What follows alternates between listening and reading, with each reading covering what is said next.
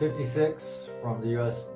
From North Carolina originally, so live in Hawaii now, so flew all the way from Hawaii here. To me, a lot of the other conflicts are gray, but this conflict is definitely black and white. This is about good versus evil. What are you doing here in Ukraine?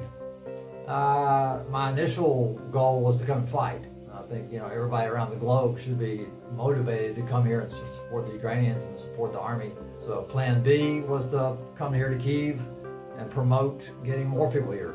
We need thousands and thousands and thousands of people here fighting with the Ukrainians. So you are working with the International Legion? Yes. And you are trying to convince people to help, to donate, and to join? Yeah.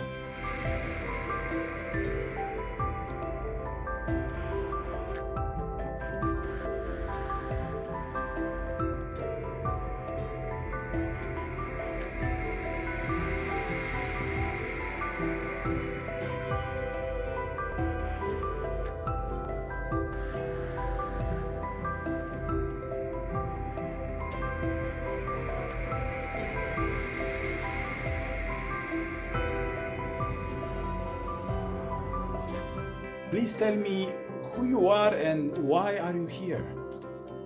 56 from the U.S. From North Carolina originally, so live in Hawaii now, so flew all the way from Hawaii here.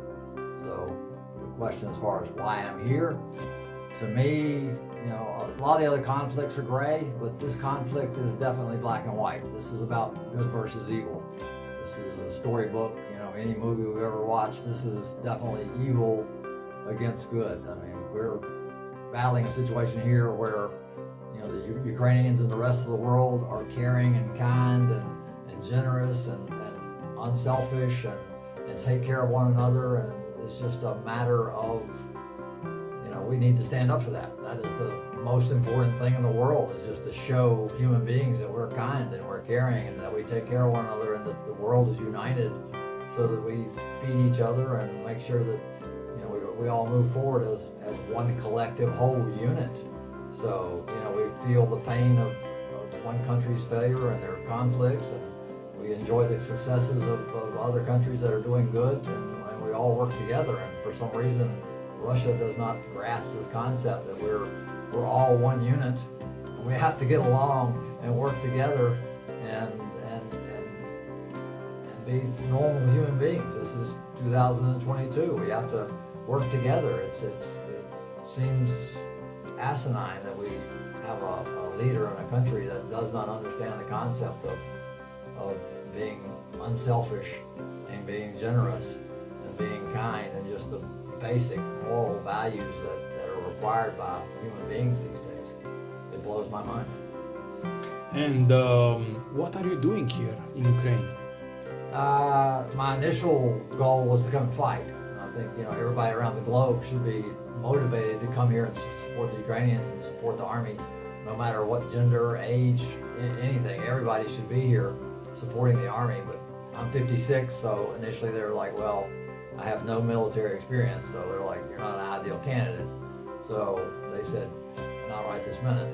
So plan B was to come here to Kyiv and promote getting more people here.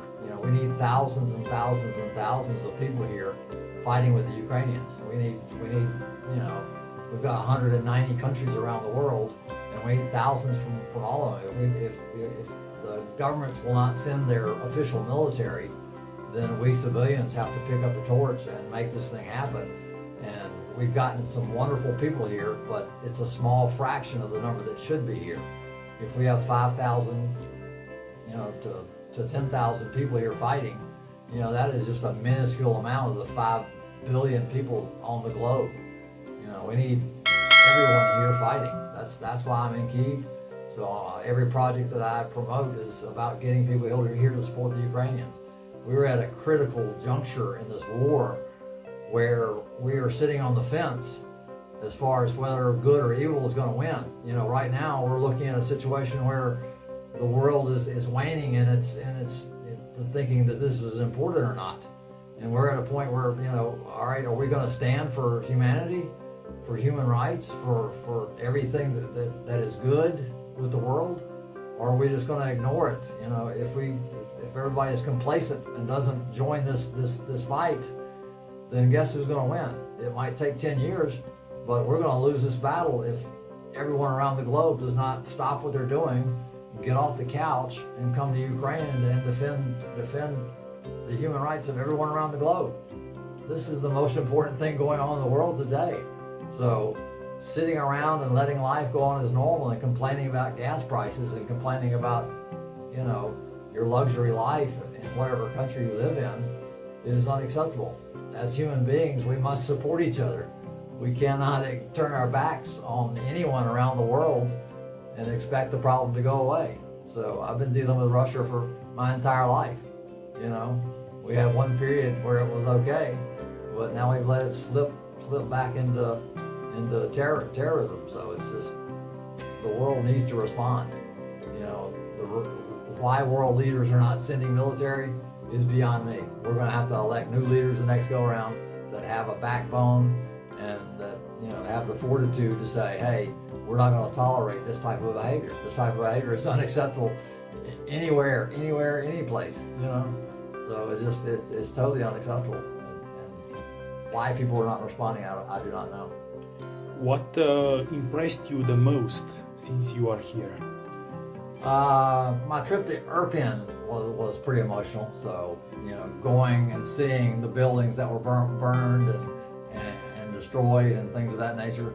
I think more emotional for me is just talking to the guys that have come here.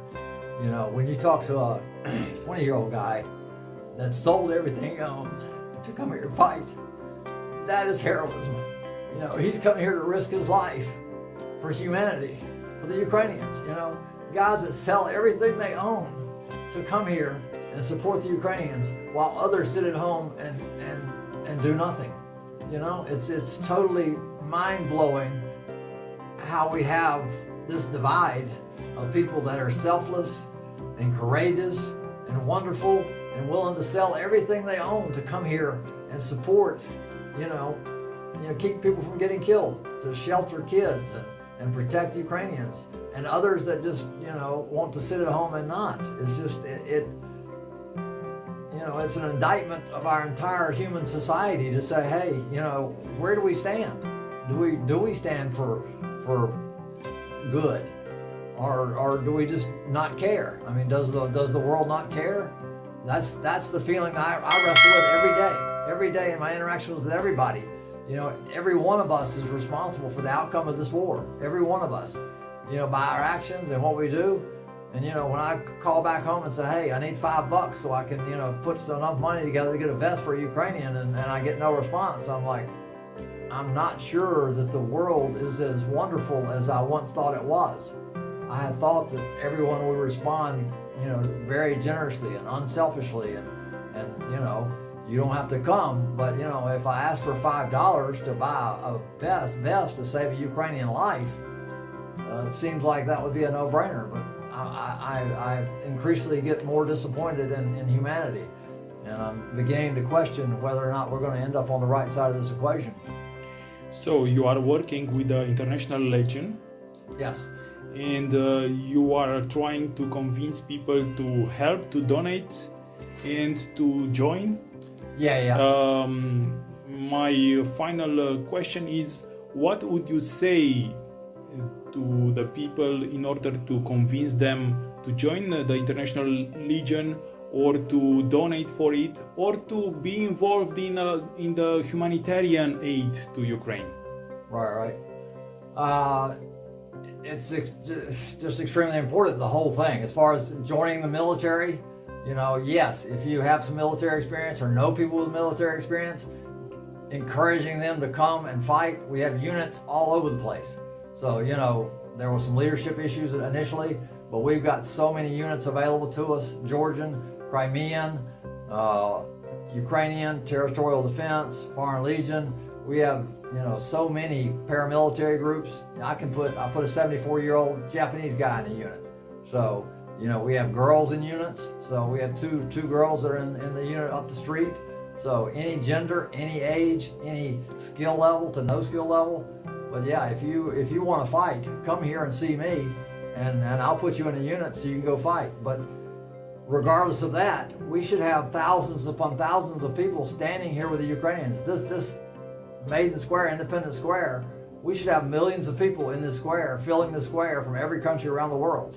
And why we don't, I don't understand. I'm here every day with all the flags from all the supporting countries, with the memorials for the people that have died. And, you know, I've had several people come, but just a handful, you know. So it blows my mind that I'm standing here alone without thousands of people from every country, from Asia, from Africa, from Australia, from Canada, from everywhere in South America, every place. Europe. Europe, everywhere. We need everybody here. You know, if you have no skills, just come. You know, we need to be cheerleaders. Just being here and saying, hey, I support the Ukrainians, and I support human rights, and I support good and generosity and caring and kindness and altruism. And it's just, you know, we need to show the world that we care, and it's essential. You know, if you don't do any work at all, just being here and supporting and showing them that we care for our fellow human beings is the most important thing we can do.